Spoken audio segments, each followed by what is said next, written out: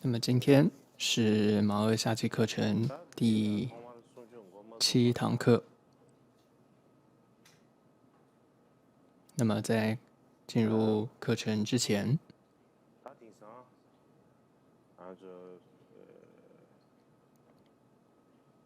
那么最近，那么在藏地，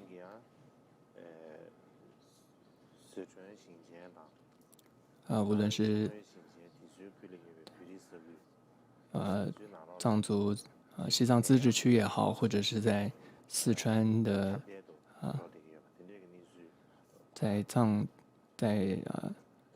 四川的藏区也好，据说这个都有一些疫情了。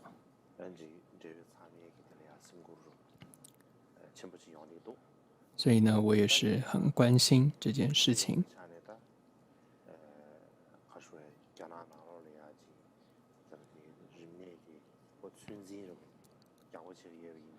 那么当然，现在整个汉地里面疫情控制的都很好。但是藏地现在开始有这样子的疫情，所以希望这个藏族们大家要注意好个人的卫生，防疫工作要做好。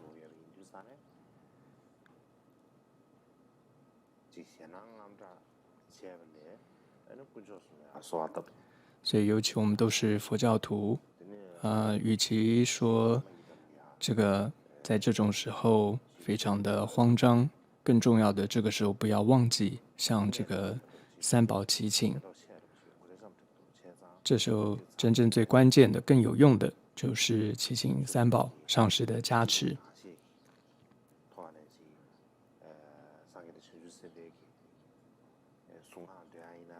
所以就你们懂得的、知道的，多念诵诸佛菩萨的一些名号，像是度母的咒语，或者念诵莲师的祈请文，还有尤其念诵夜依佛母，还有这个光明天女，就是魔力之天的一些这个咒语，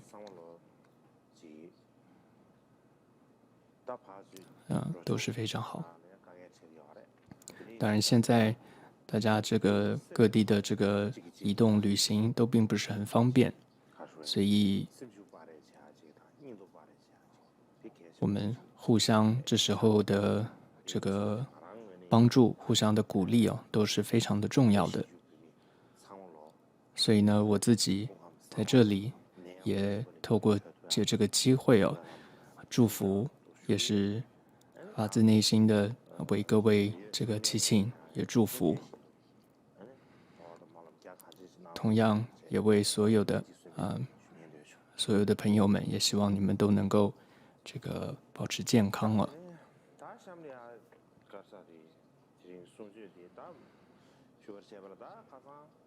那么接下来就进入到我们今天的课程。在上一堂课我们讲到了这个大迦叶的这个可以说是他的传记吧，故事。那其实还有很多内容可以讲，有关大迦叶的故事。一方面是时间的关系，另外一方面也是要有很多的这个整理的工作是比较多的，也比较困难，所以这一次大概就整理到这里，下次有时间可能再多做一些整理，再为各位讲解。那么接着再来也是第一次结集中很重要的一个人物呢，第二位就是阿难尊者。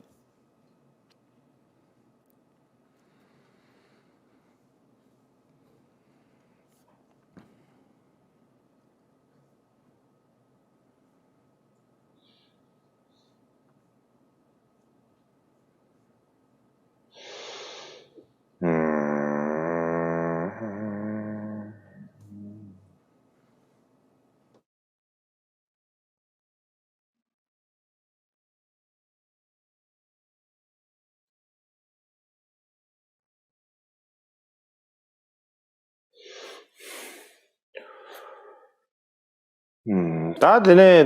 민낯소디各都谈比민낯소디 군거유거今天主要介绍的是第一次结集当中很重要的阿难尊者。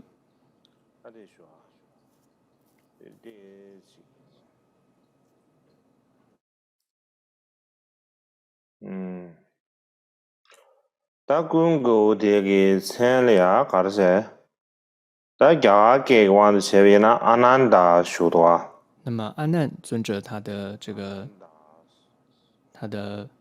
梵文名字就是阿难达阿难陀。那这个图片呢当中的这尊像，就是敦煌石窟中的这个阿难像。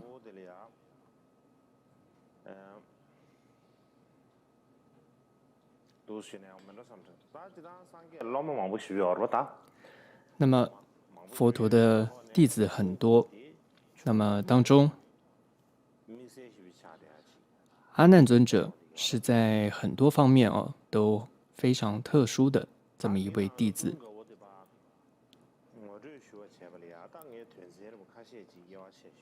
那么分为几个部分来谈。那么首先我们从他的整个出家还有学习这方面我们来看。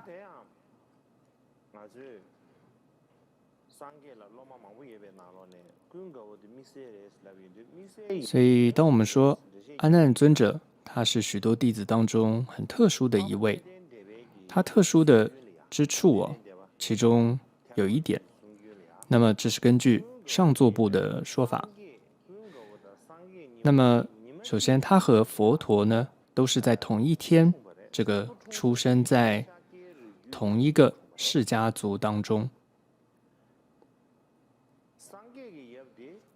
那么佛陀的父亲呢是净饭王，那阿难的父亲是甘露饭王。那这个甘露饭王跟净饭王是兄弟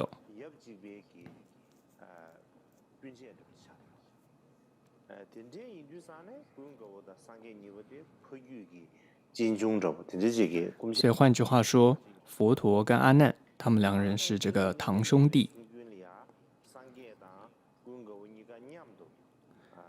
而且他们两个人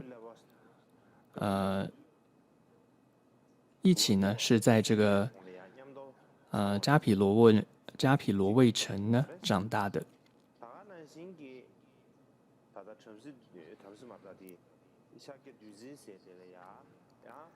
同时呢，这个甘露饭王，也就是阿难的父亲就是阿难的父亲甘露饭王，他也是另一位佛陀的大弟子，叫阿那律的父亲。但是呢，可能是和不同的这个妻子所生的。所以换句话说，阿难的他有一个兄弟叫阿那律，是同父异母的这样一个兄弟。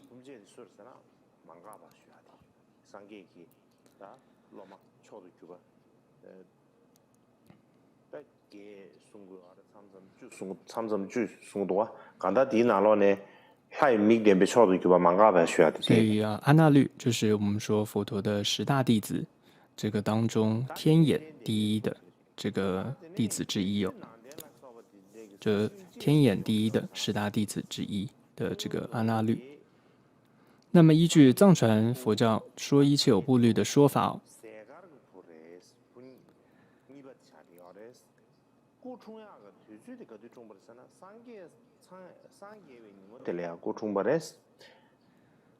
那么阿难呢是佛陀的这个叔父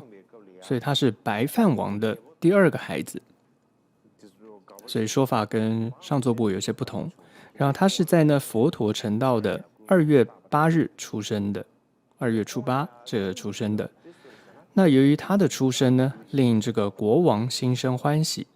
举国欢庆所以取名为叫做阿难。对不对？对不起，这是另外一种说法，这不是依据藏传佛教，这是另外一个说法是这样子。然后，所以取名为阿难，这就是庆喜的意思。那么他是提婆达多的这个弟弟，他的面容呢，如同清净的满月，双眼如同青莲花。再来，8岁的时候呢，跟随佛陀出家，然后拜4结魔，受具足戒，是佛陀弟子当中多闻第一。那么之后，他当了佛陀的侍者有31年，他听闻，然后忆持一切的佛法，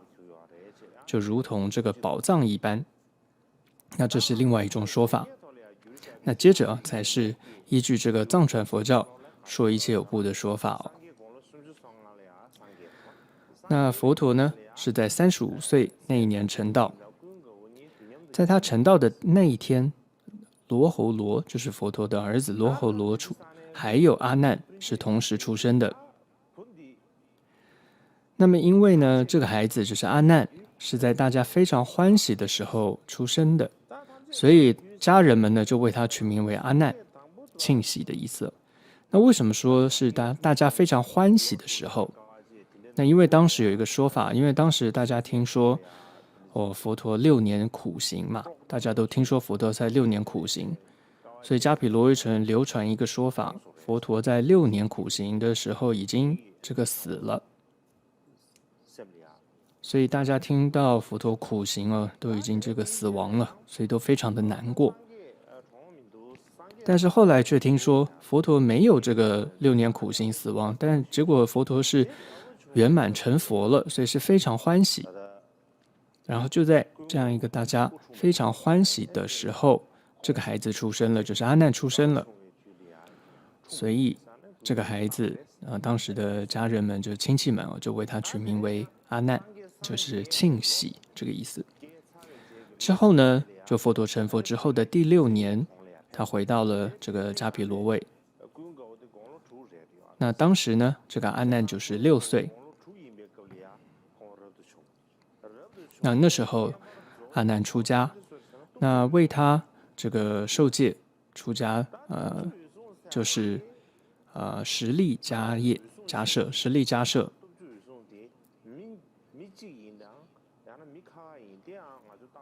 那这个实力迦摄和这个大迦摄是同一个人还是不同的人？这我们还要再做一些研究。那么再来，佛陀60岁的时候，阿难被任命为佛陀的侍者，然后一直到佛陀80岁，也就是在佛陀圆寂之前，一直到佛陀圆寂那阿难都是佛陀的侍者。所以上面这一段就是依据藏传佛教说一切有部律的这个说法。那么接下来，为了让大家更清楚了解整个佛陀的这个可以说他的世系他的家谱，所以我做了一个算是一个表格给各位看一下，不然有的时候只是大家听不见得听得懂。那么佛陀的这个家谱在不同的经论当中有不同的一些说法，例如在第6世纪的时候的一部经典，当时呢这个藏地还没有佛教，但是在这个汉地呢已经有这个佛教了，所以在6世纪是这个大概隋代的时候，有一个施那觉多这样一个印度的论师，他翻译了一部经典叫《启示经》。那在这里面就有这样一个记载就是说有一个王，印度的王叫做狮子迦王，他有5个孩子，就是4个男孩1个女孩。那么男孩里面的第一个是净饭，然后再来是白饭，再来是糊饭，再来是甘露饭，这4个男孩。那净饭呢，他就再来有2个孩子，就是悉达多，就是佛陀，还有就是再来一个是难陀。在悉达多又有一个孩子，就是罗侯罗。再来是白饭呢，就有2个孩子，一个是帝沙，再来是南提迦，再来第3个是胡范，生了有阿尼楼陀，也叫阿那律，然后再来就是巴提离迦，再来最后一个是甘露范，叫做阿难陀，就是阿难，还有提婆达多，再来女孩叫做甘露女，这样子。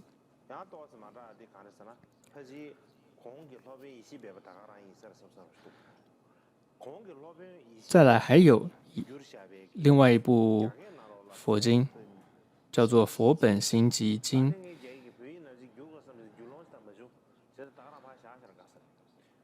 那么它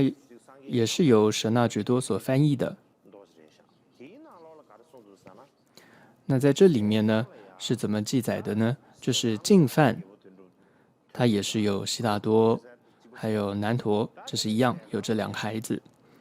再来白饭，它有南提迦跟婆提利迦，再来胡饭有阿难跟提婆达多，所以说法不太一样。再来甘露饭是有另外两个，再来甘露味底沙。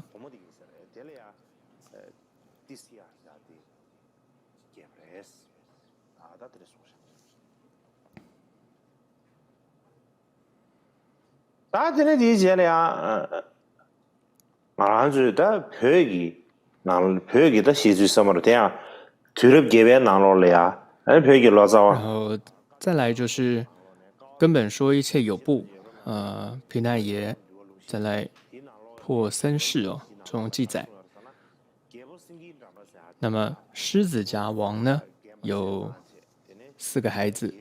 这是一样哦说法。然后再来是这里有净饭、白饭、胡饭、甘露饭。那么首先净饭呢是有悉达多跟南陀，这是一样的。然后白饭是有恒星跟贤善2个孩子，然后胡饭有大明跟阿那律，甘露饭有庆喜跟天寿，也就是提婆达多。就在每一部经论看翻译的名字有些不同了。然后再来是唐代，有一部叫《释迦世谱》，还有等等一些很多部中国佛教的一些著作，那等等这里面的归纳的一些说法，就是狮子迦王有4个孩子，净饭一样有悉达多跟南陀，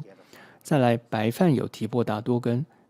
阿难，或者叫阿难陀，再来胡饭有摩诃南跟阿那律，甘露饭有婆沙跟巴提等等。所以总之呢，这里我们可以归纳一下。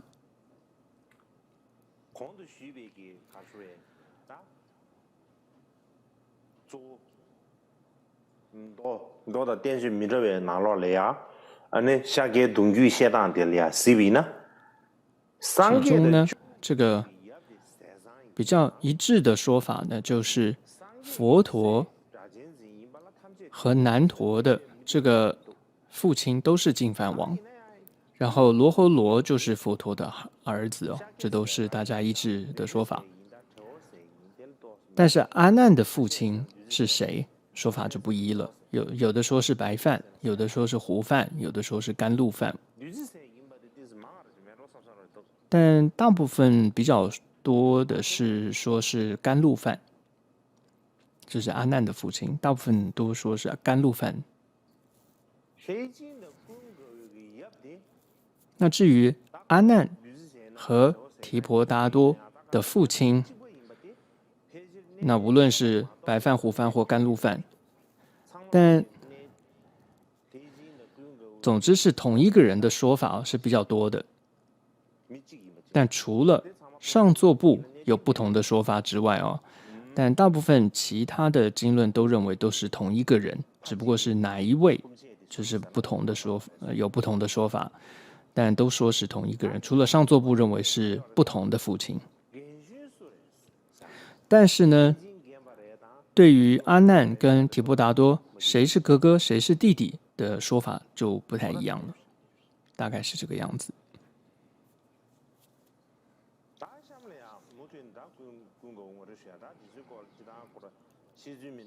样子看了也不多，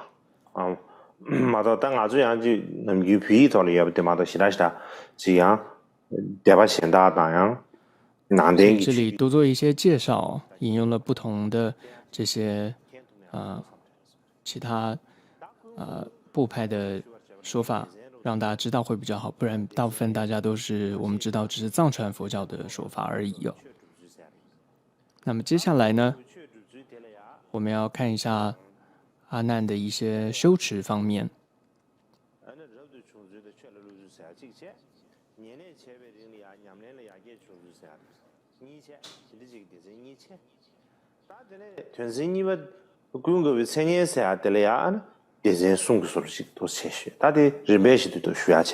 所以这里接着陆续会谈到一些内容。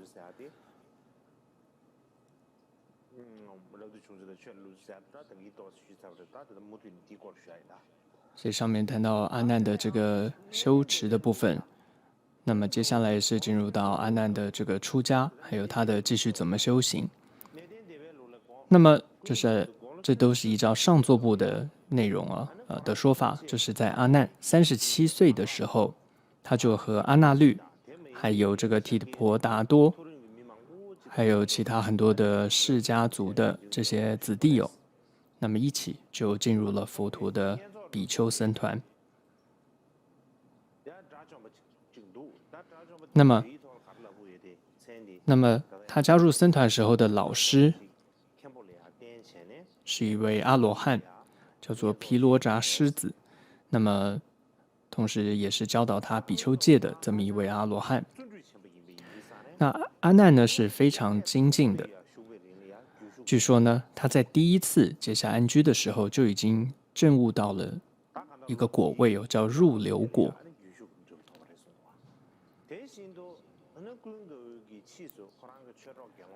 后来呢，据说他还告诉他的这些比丘僧众们，就他的一起修行的比丘们说，这是在佛陀弟子当中有一位叫说法第一的一个叫富楼那弥多罗尼子有这么一位尊者。阿难就说，这位尊者在修行期间对于他的帮助是非常的大的，因为当时僧团当中就是这位尊者富楼那是会去带领那些新进的比丘，会教他们怎么修行，告诉他们什么是佛法等等，譬如告诉他们这个五蕴是什么，还有五蕴跟我的关系是什么什么等等。所以当时阿难就是跟随这个富楼那，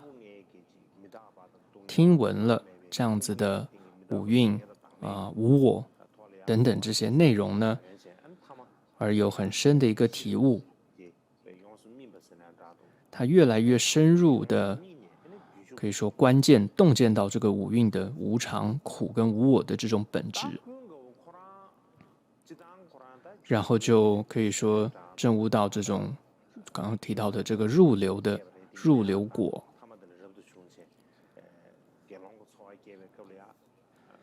所以阿难呢，他出家，然后再到这个听闻佛法等，总之他在僧团里，他是一直很满足于这个比丘的生活，而且他知道自己能够进入到这样一个解脱道，能够出家修行，他知道这是很有福气的事情。所以呢，他在比丘生活的头1年当中，可以说他就是完全的沉浸在这种修行，然后在这种我们自净其意，有调伏自己的心的这种修行的喜悦当中。所以对他来说，这个进入僧团是对他来讲并不困难，是很容易的事。再之后，大家应该都知道，这阿难成为了佛陀的侍者。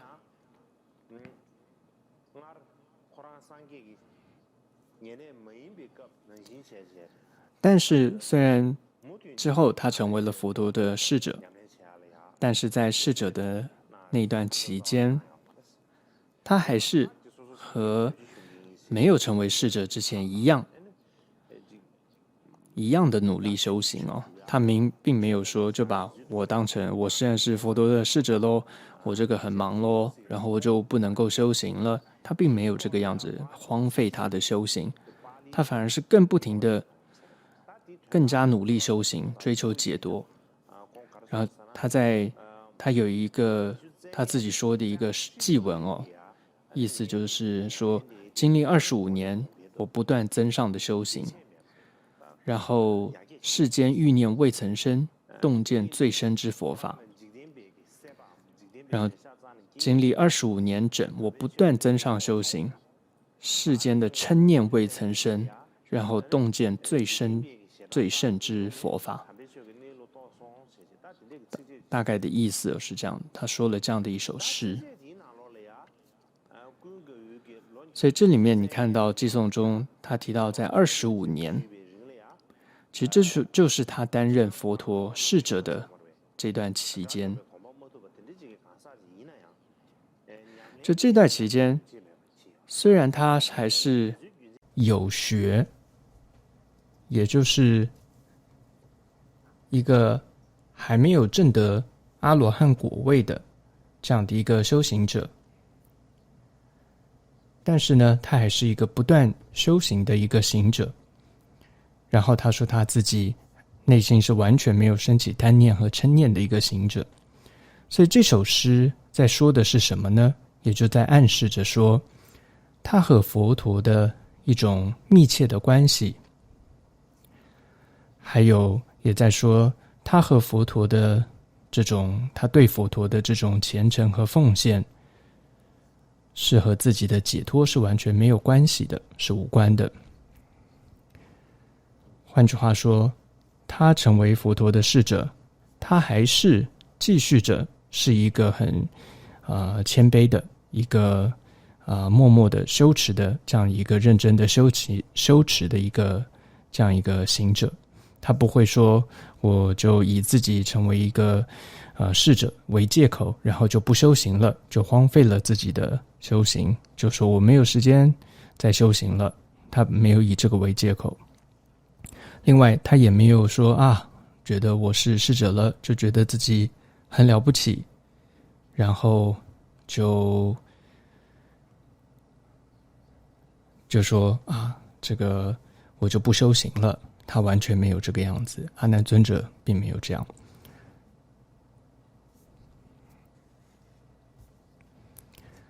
那么接着是要进入到第二点，就是阿难的，就是可以说他的声望。那这里我会谈几个部分，一个就是他是一个活生生的，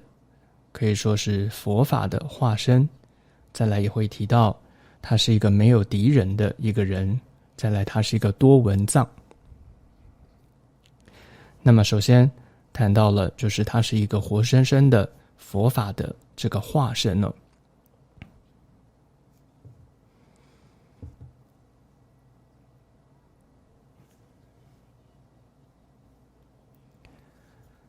那么阿难他有很多的特殊的功德，或者说一些特质，那如果全部都要说的话，是我们这一次也没有时间。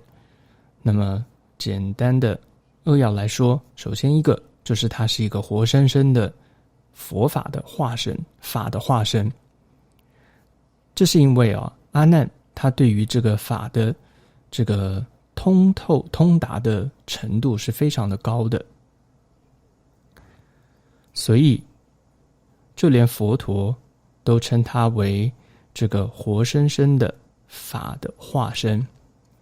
这是什么时候怎么说的呢？是有一次有一个佛陀的在家弟子，他就问佛陀说，他请问佛陀，在对佛跟僧礼敬之后，因为在当时佛陀在世的时候，那个时代是可以直接对佛陀跟僧伽礼敬的嘛，因为当时佛陀就是释迦牟尼佛嘛，所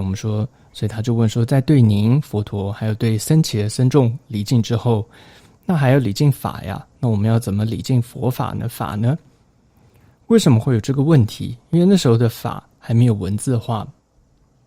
不像我们现在我们说要礼敬法，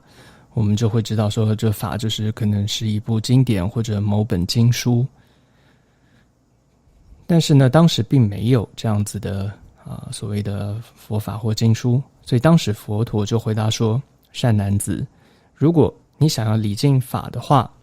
就去礼敬佛法的这个司库，就是阿难。就有这么一段的对话。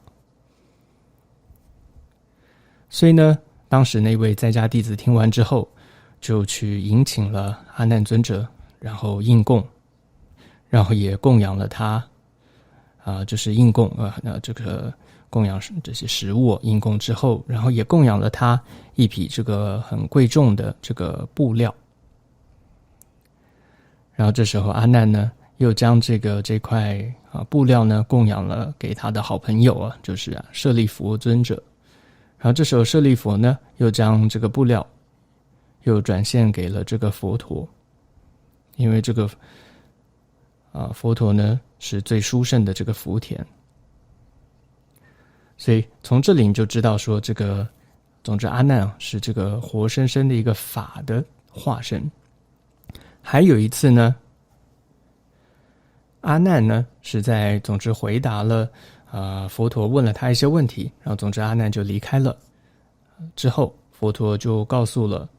当时的一些比丘，然后就跟那些比丘们说，这个阿难呢，虽然他还是一个这个有学者，就并没有证悟到那种就是阿罗汉的这样一个果位的一个有学者，但是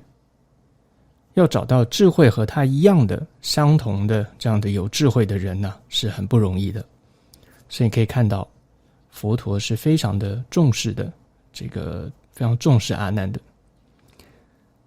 再来第二个，这个阿难还有一个特质功德，就是他是一个没有敌人的人。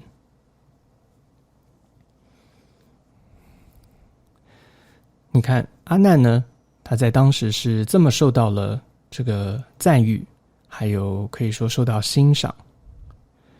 不难想象背后应该会很多人会嫉妒他，还有甚至会可能憎恨他的。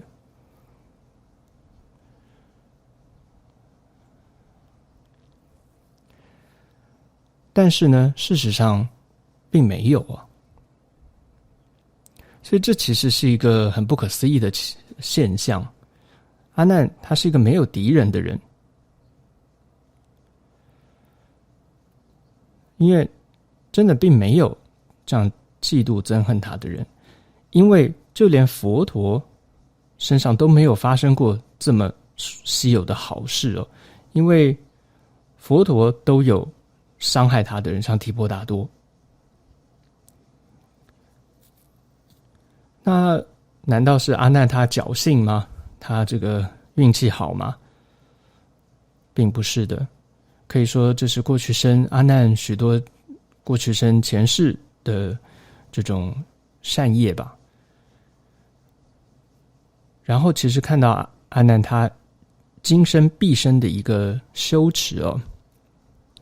也是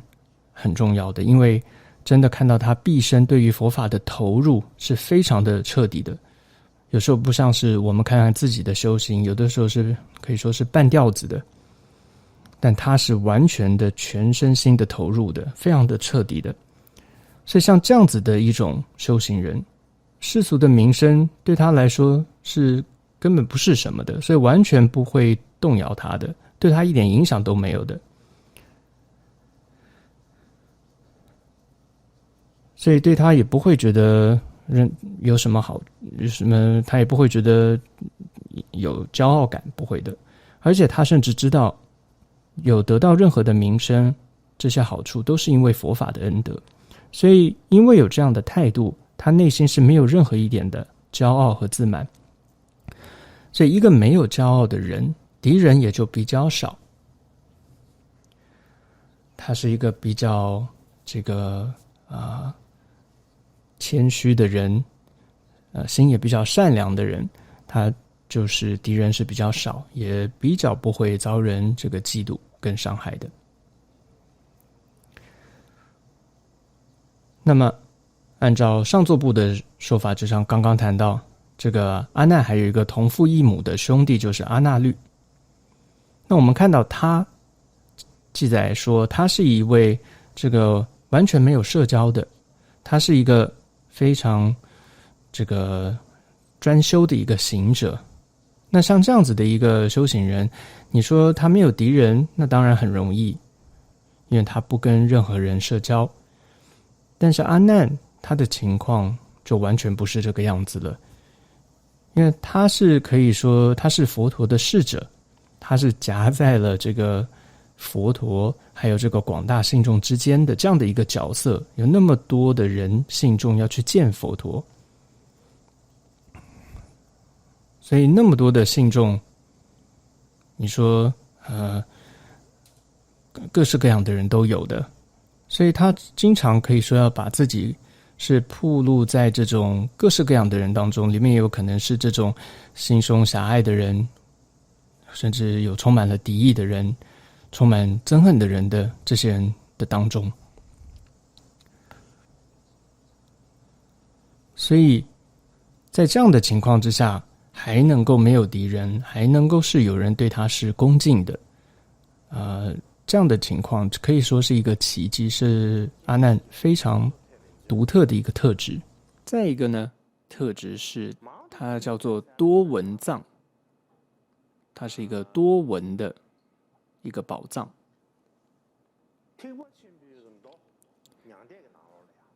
在大乘的大般涅盘经当中，有记载到佛陀有赞叹过阿难具有8种不可思议的功德，而且也说阿难是多闻藏，多闻的宝藏。那么我们虽然现在讲到的是这个我们说原始佛教的有第一次结集的内容，但现在却引用到大般涅盘经这样一个大乘的经典，其实并不太合适。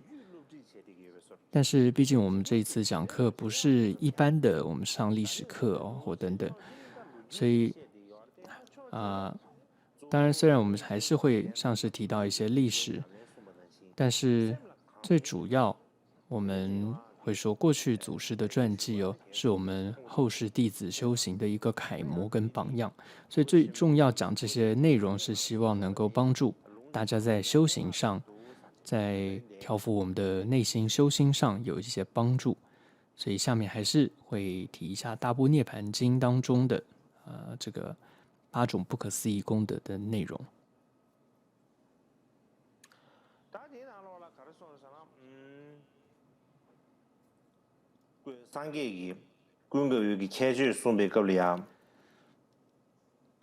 那这8种不可思议功德是哪8个呢？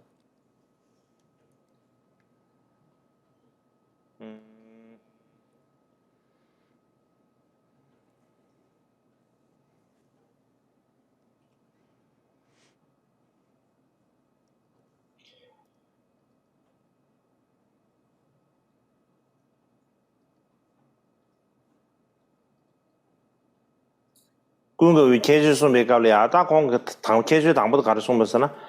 다 군거 여기 알이야 로首先第一个呢是我以来20余年，初不随我受别请食，也就是说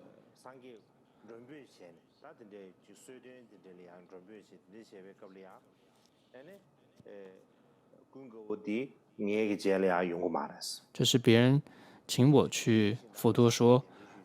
别人请我去应供的时候，但是阿难都不会想要跟着我一起去，他也都不会跟着我，好像觉得我是侍者啊，我也当然要跟着你去，他从来不会想说也要跟着我，要我带他一起去吃一起去应供，不会的。第二个，佛陀说他当我侍者20多年来，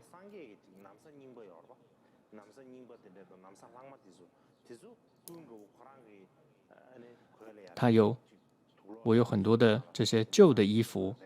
这个阿难他也都不会拿去穿，他不会自己拿去用，这是第二个他的特点。第三个特点是，阿难当他试着这么多年来，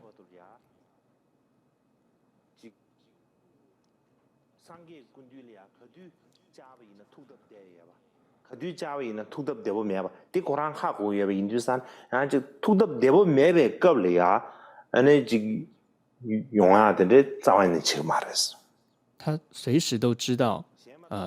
什么时候去，他都知道什么时候该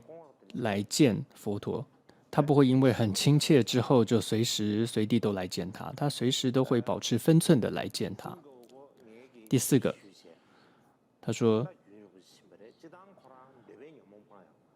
第四个是他说，阿难虽然还具足烦恼，他还没有断除他贪欲的烦恼，但是他跟着我去见很多的国王，很多这些贵族。像到这些地方的时候，都会有很多这些漂亮的这些王妃啊，或者是这些女性的时候，或者这些到了等等这些情况的时候，他见到这些女性的时候，他都从来没有升起这种贪欲之心。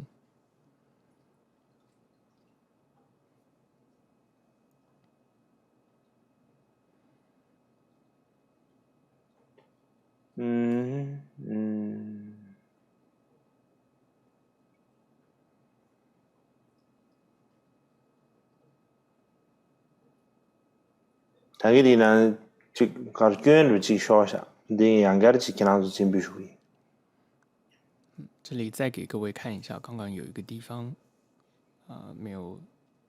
投影清楚。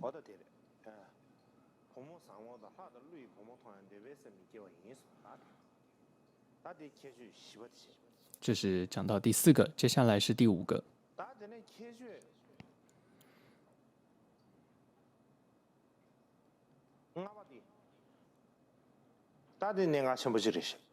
这是很重要的一个特点，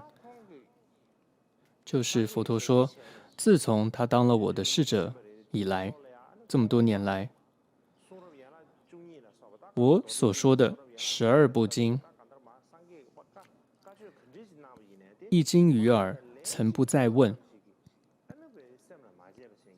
就是总之，只要他听过一次，他就不会忘。而且曾不再问，他就不会再问说啊，您之前说过什么？举个例子来说，佛陀举例子，他说像什么呢？就好像如果一个瓶子当中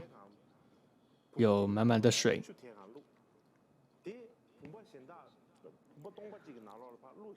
然后把这瓶水再倒到另外一个空瓶当中，有点像，就是你从拷贝一样，就好像一个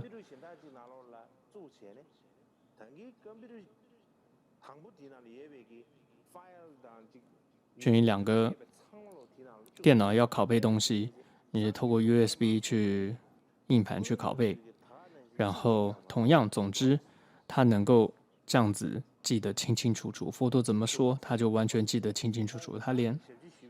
都不用问。他只问过一次。他这么多年来，他只问过一次，他其他全部都记下来，都背下来。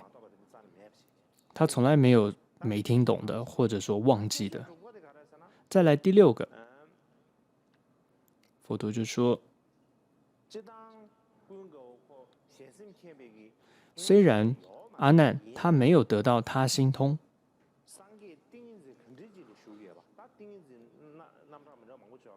但是他能够知道佛陀进入到什么样的禅定。再来第7个，他说，佛陀说呢，虽然阿难没有得到这个愿智，但是呢，当那些众生来见佛陀的时候，见我的时候，佛陀的时候，他都能够知道说，谁能够得到四沙门果，谁会是厚德的，谁之后能够得到人身，谁能够投生为天人等等，他能够知道。再来第八个，就是佛的如来的所有秘密之言，悉能了知。就是说，佛的所有的秘密的，可以说心意吧，他都能够知道。就是这8个特点。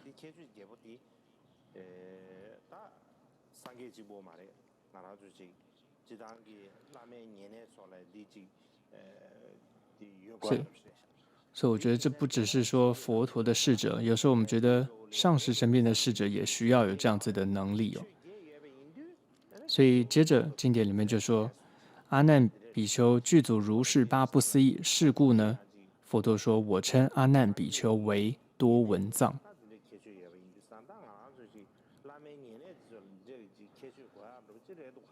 所以我觉得可能听完之后，我觉得上师身边的侍者也需要具备这样的特质，不是吗？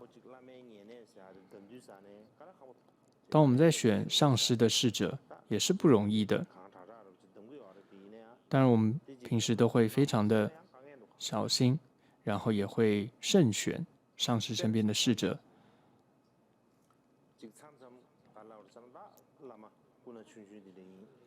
很多时候，因为有的时候上师也很年轻，就会选一个比较年长的侍者来带领照顾他，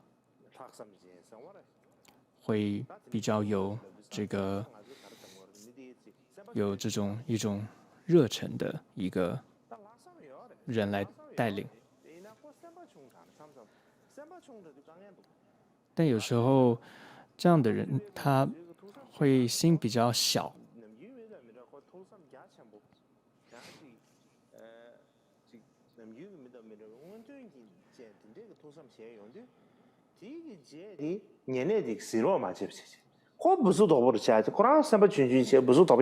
但他不能够太保守，他的心量必须非常的宽阔。如果他的心太保守的话，这个也不行，那个也不行的时候，结果会让这个上师呢太绑手绑脚，变成是在这个高压锅里面的话，最后可能就让这个上师会爆炸了。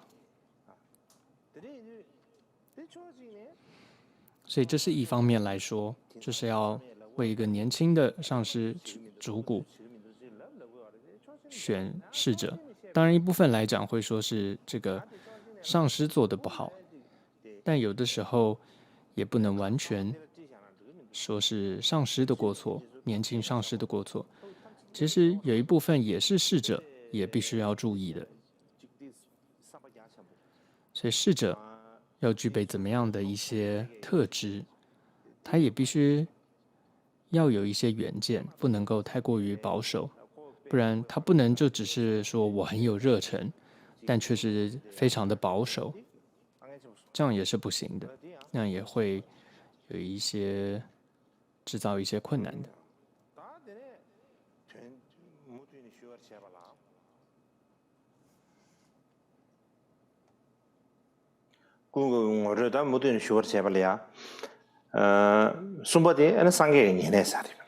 再来呢，就是一个特点，他是佛陀的侍者。那么在这里面会谈到了几个部分。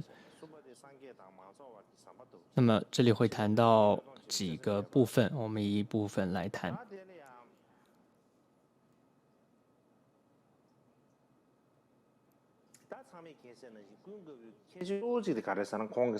那么佛陀的侍者，我们都知道这是阿难，他可以说最殊胜的一个德性之一哦。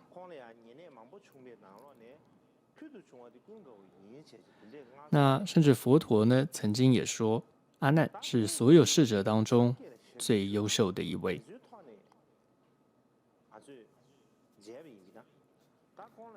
我们从这些经典当中去看他怎么样当佛陀的侍者。事实上，侍者这样的一个词哦，并不能够完全表现出阿难他在做的事情，或者我们说像你说是秘书也好吧，助理也好，或者总管也好，或者说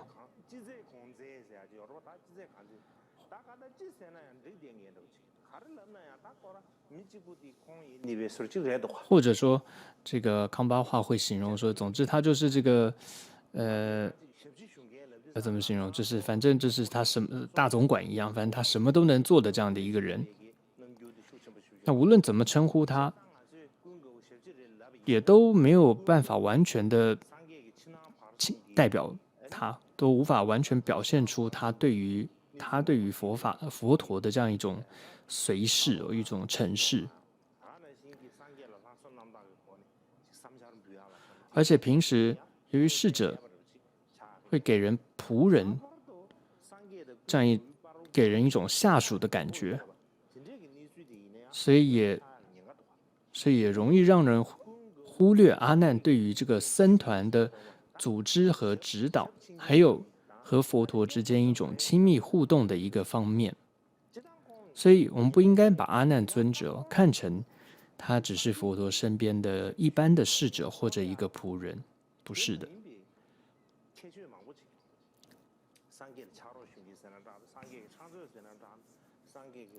所以无论我们说，所以他很多面向，他这个侍者，他可以说他又像是秘书，他又像是助理，又像是这个总管，他又像是整个组织者、指导者。总之，他有很多很多这个面向的。那么，依据我们看上座部里面的记载，就我们说他和佛陀是同一天出生的嘛，所以当佛陀和阿难呢，他们都55岁的时候，有一次呢，佛陀就召集了一次比丘的会议。佛陀会议上就说，在我领导这个僧团20年当中，我有许多的侍者，但是呢，没有一个完全的适任。他们呢，很多都显露出他们的一些韧性啊。现在呢，我也55岁了，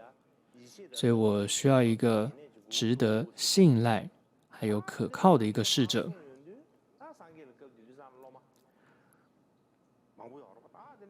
所以当时有很多弟子嘛，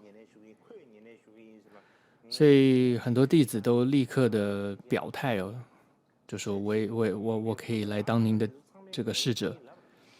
大概很多很多弟子都说我要当您的侍者，但是佛陀都没有接受。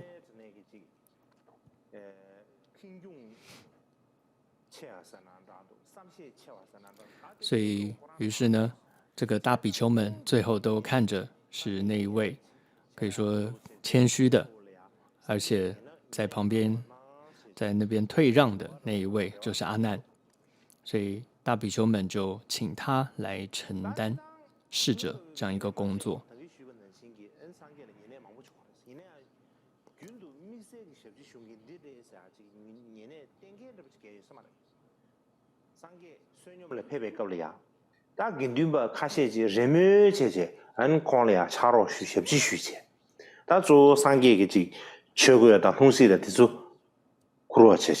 所以以前呢，过去并没有真的确认一个侍者，所以譬如说托钵的时候会这个轮替的当佛陀的侍者的。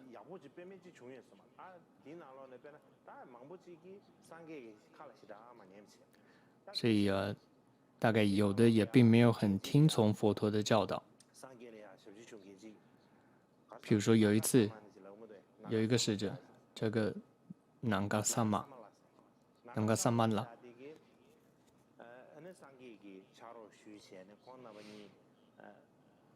他就随着这个佛陀托钵的时候，就跟在旁边。他走到了一个三岔路口。那时候佛陀就说：“好，我们不能再往前走了，我们必须绕路，不能往前走了。”那这个侍者呢，却不听，他不管，他就是往前走，结果就遇到了强盗，结果呢就被强盗又抢又还打，结果呢两人都被抢的什么都没了，这个钵啊衣服全都被抢走了。所以这是上座部里面都有提到这样的一些内容，还有这个善心比丘的故事。当然，善心比丘的一个记载，似乎只有出现在《大般涅盘经》里面才有它的记载。但是呢，在中文里面的这个《阿含经》是有记载这么一位善心比丘，他叫做善修比丘的。同样呢，在这个上座部的长部经典当中，也有提到这个善心比丘的。所以，总之是有这么一位善心比丘的这样一个这么一个人的。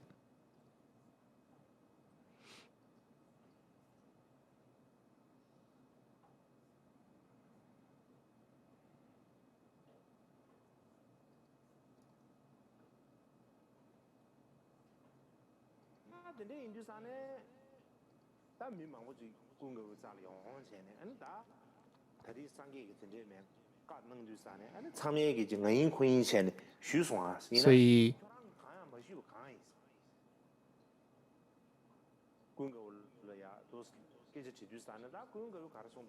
总之呢，这里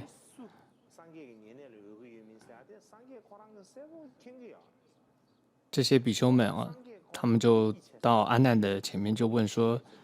佛陀刚刚不是说谁要当侍者，你怎么不说话呢？”这时候阿难回答说：“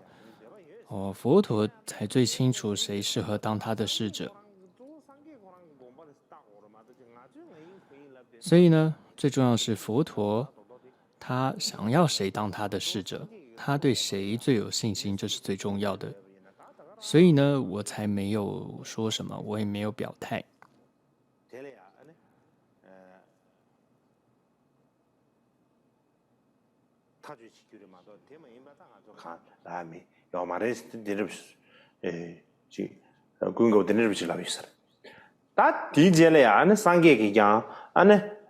所以在之后呢，所以佛陀也就说了，他就宣布了，他就说最适合当侍者的人呢，就是阿难。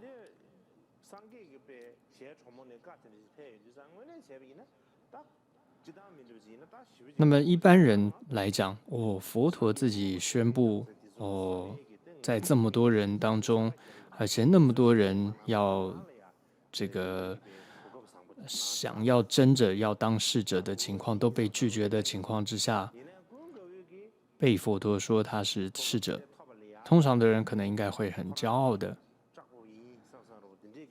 觉得自己很了不起，被佛陀选中。但是阿难完全没有这种骄傲，他反而呢是提出了这个8个条件，麻烦请这个佛陀您答应我，那么我就可以当您的侍者。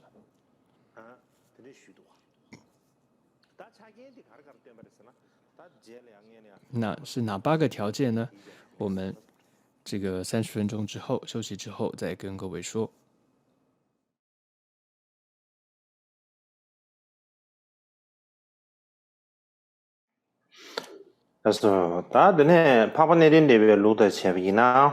好的，那么这里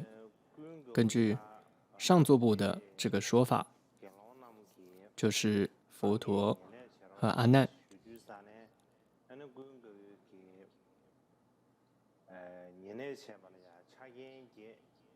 那么总之呢，当时在会议上啊，那么就是总之阿难被选为是这个逝者，那阿难就提出有8个作为逝者的条件。如果佛陀能够答应的话，那么他就能够愿意做逝者。那么是哪8个呢？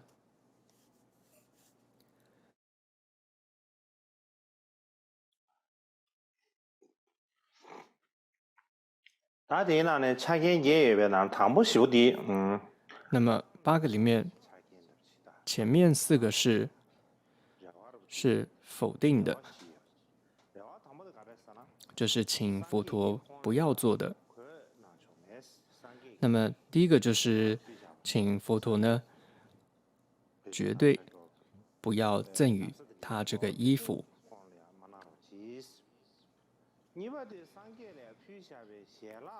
再来第2个是佛陀绝对不可以将这个得到的食物呢分给他。再来第3个，佛陀呢绝对不可以将得到的这些住处赐予给他。再来呢，他请求这个佛陀绝对不可以将他纳入这个私人邀请之列。举例来说，就是如果有人请佛陀，比如说去应供，或者说是请佛陀去说法的时候，不要把它纳入到那个邀请之列当中去。接下来4个是请求佛陀能够做到的，就是肯定的。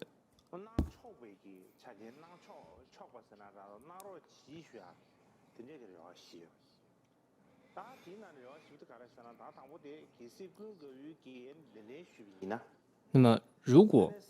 他受邀应供的话，那他要求呢，能够将这个邀请呢转给这个佛陀。那么第6个是，如果有人自远方来，他要求呢有权利能够带领那些人去觐见这个佛陀。再来第7个是，如果对于这个佛法有任何这个疑惑或问题的话，他都有权利在任何时候去厘清他们，就去请示佛陀。最后一个，如果佛陀在他不在的时候，然后说法的话，那么他可以要求佛陀为他私下再重新说一次。所以以上呢就是他的8个条件。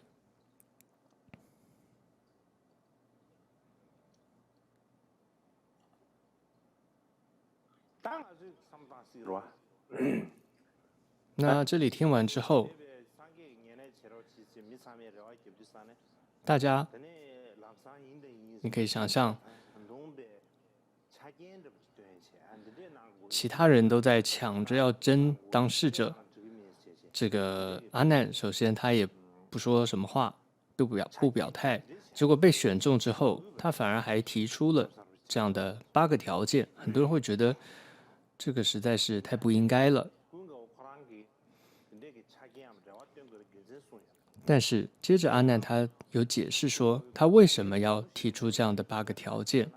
他说，如果我不提出前面的4个条件的话，那么别人可能会说，我这样接受了成为佛陀的侍者这样的一个职位，可能别人会说，认为是为了亲近这个佛陀，为了贪图这些物质享受而接受这个职位的。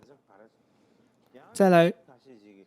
如果我没有说后面这4个条件的话，别人可能会说，你当了侍者了，你就不精进修持了。所以为了避免这些问题，所以就提出了这8个条件。所以以上就是这个可以说上座部的说法。那么同样，在这个藏传佛教的这个说一切有部律当中也好，或者是在这个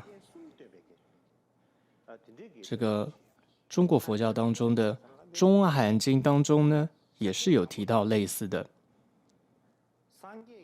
当时呢，这是这样记录的。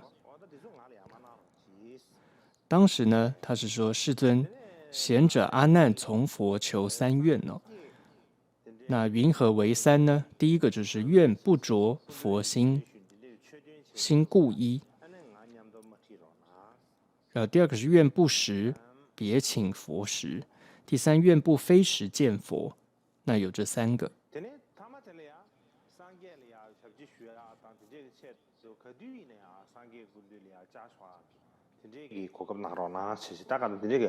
所以总之呢，有这样的3个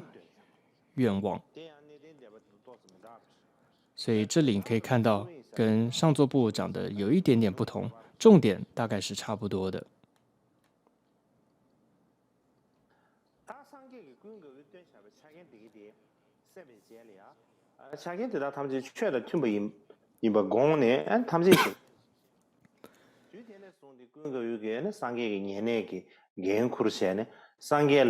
所以当时呢，佛陀就对这些可以说请求是很合理的，所以他都答应了，也都是如法的一些请求。所以总之那时候开始，阿难就成为了佛陀的侍者，随侍在侧，就成为侍者25年。接下来这一段呢，是可以说就是如影随形的侍者这样子的一段。那么在上座部的一个文献叫《长老记》当中就有关于阿难的3首偈颂。那么其中可以说总结了他在佛陀最后1/3人生中服侍的一些情况。大意是说，25年中，我随侍在佛陀身边，以敬爱的行为、敬爱的语言，还有敬爱的心意来服侍佛陀。我如影随形，在佛陀身边，从来没有离开过。这就是这首诗3首诗偈大概的这个意思。所以，我们看到阿难这样的一个例子，或者我们从世界上很多的情况来看我们看到世界上有很多的这些大人物吧，或者说这些伟人。你可以看到这些世界上的伟人，他们一生当中有多少人是有这样子的所谓的密友，别说了，或者说藏传佛教祖师当中吧，有多少这样子的能够有这样子的侍者在身边呢？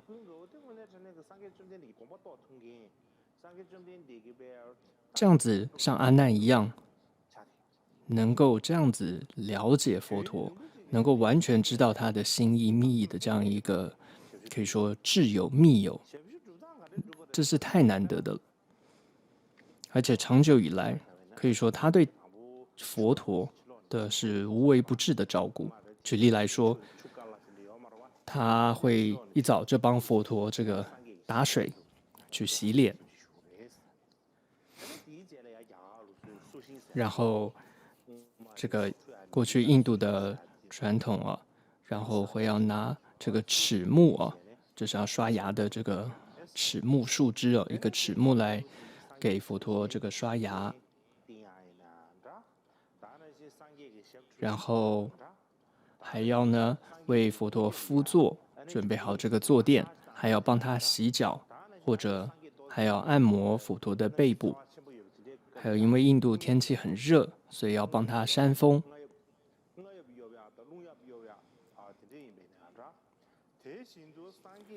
还要打扫他的这个疗房，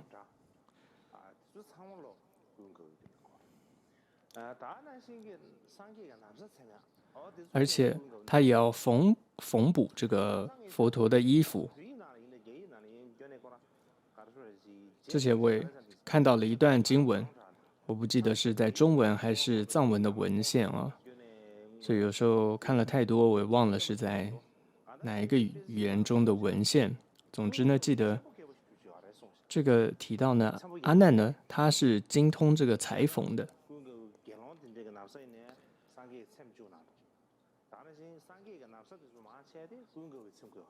所以佛陀很多衣服呢都是这个阿难他缝的。接着到了晚上，阿难呢他就睡在这个佛陀的附近。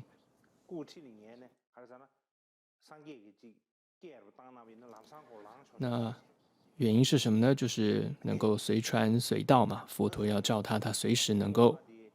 在身边。过去16世法王的这个的一个侍者叫做景巴，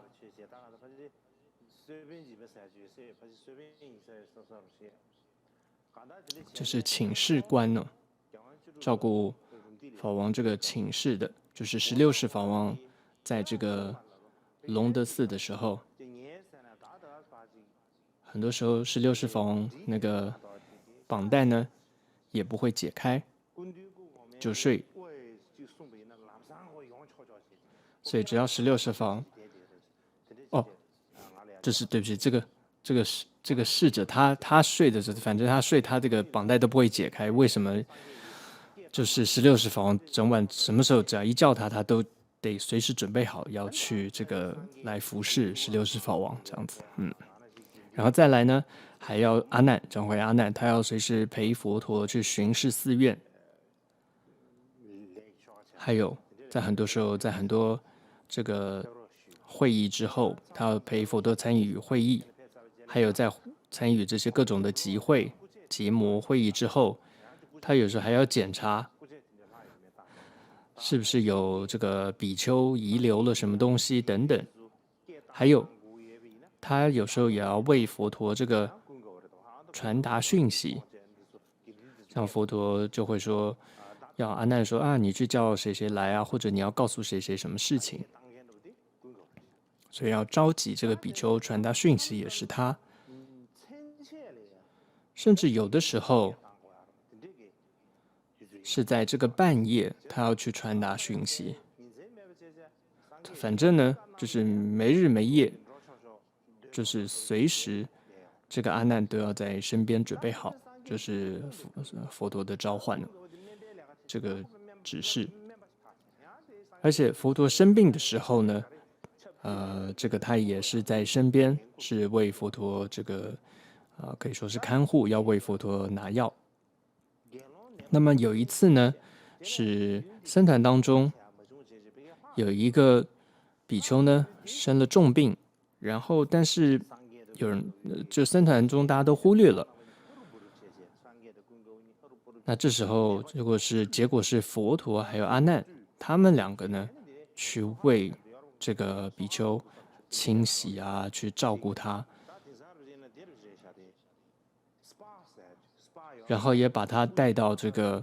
可以说是一个疗养的地方吧。现在来讲，现在可能就是那所谓的 SPA 这种地方吧，反正就把他带到了一个能够治疗疗养的地方去。所以总之，阿难呢，他可以说每天就是在做着这些事情哦。你可以说他是内务大臣，又是这个外交大臣，他可以说就像是又是一个慈母，他又像是佛陀的这样一个亲切的侍者，又是亲切的伴侣一样。所以他是这么样的一位细心的照顾着他的堂兄啊，就是佛陀，他的身体健康这样子的一个阿难。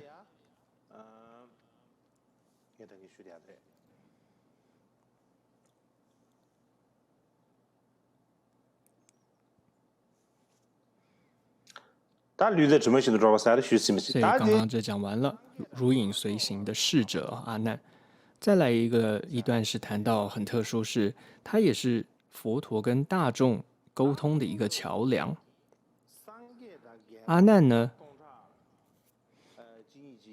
他呢是一个好的秘书，他也是一个好的一个助手。他呢是协助这个佛陀还有数千名比丘顺利沟通的这样子的一个好的助手秘书，甚至有时候还要跟很多佛教之外的这一些的可以说外道的那些比丘或修行者联系的这样的一个人。而且很多时候他也会协同舍利佛还有目犍连一起，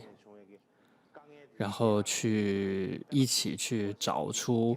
解决就是整个僧团中各种一些发生的问题，比如人际关系上发生的各种的问题，像是当时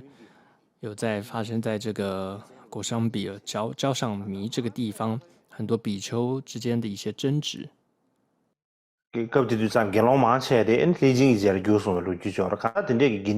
还有呢，就是这个提婆达多当时所造成的这个僧团的一些这种分裂的问题，所以都是阿难他去处理的。所以阿难他当时可以说在解决各种的当时的这种纷争，还有澄清很多这种问题疑虑，还有在维持整个僧团的秩序上，他扮演了非常重要的一个角色。他经常会是这样一种中间人的角色，然后去协调整个僧团各种的这些比丘们之间的一些问题，而且他会安排很多人去见佛陀，或者将佛陀的这些话呢带去给其他这些教派的这些成员。总之呢，他不会去拒绝任何人，他很清楚知道自己的职责是什么，他也觉得自己就是一个像是桥梁的角色，他从来不会成为一个障碍，或者说制造任何的障碍，他从来不会。所以他真的是一个很好的一个侍者。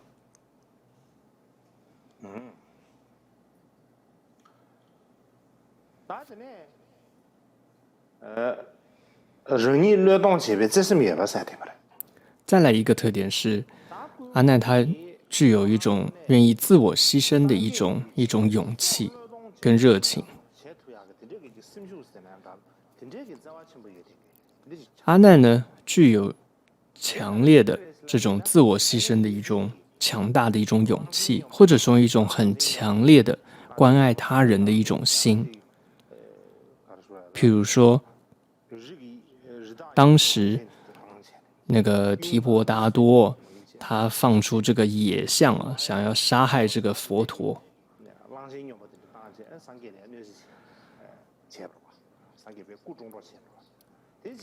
那当时呢，就是这个阿难他跳出来，然后奋不顾身的就这个挡在佛陀的身前，就站在那边，他就宁可牺牲自己他也不愿意佛陀受伤被杀害。所以甚至当时佛陀3次跟他说：“你回来，你不要站在那里。”他都不听。最后就是佛陀以神通力降服了、调服了那个大象。那么这个阿难才终于就打消了这个牺牲的这个念头。不然那时候真的阿难已经决定牺牲自己了。所以阿难的这样的一种行为，当时这样的一个举动，也在当时也让他真的是他的名声是更为远播的。而当时佛陀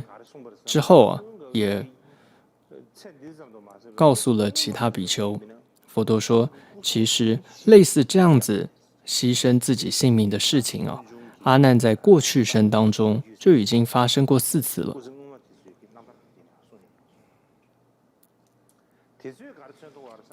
所以这些故事当中，我们可以看到，都可以说彰显了阿难他的性格，也都彰显了这个阿难他的功德，而且我们也可以看到了他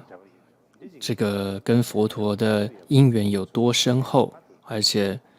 时有多久啊？他们2个人的因缘有多深多久？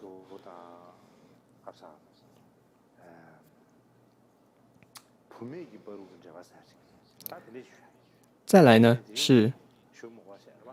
阿难尊者对待女性的一个态度，但我想这个细节就不多说。那这部分大概大家也知道，就是女性能够出家，就是因为当时阿难的这个协助之下，而佛陀能够接受女性出家，而因此又建立了比丘尼的僧团，而且也因为他特别的慈悲，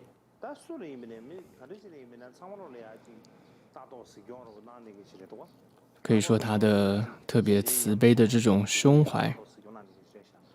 而且特别对这些苦难的，或者说这些弱势的人呢，他会特别的关怀，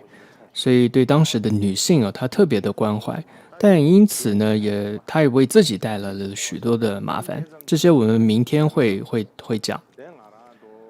我想今天先讲到这里吧。我想这样子我也可以休息一下，各位也可以今天多休息一点吧。好，今天就讲到这里。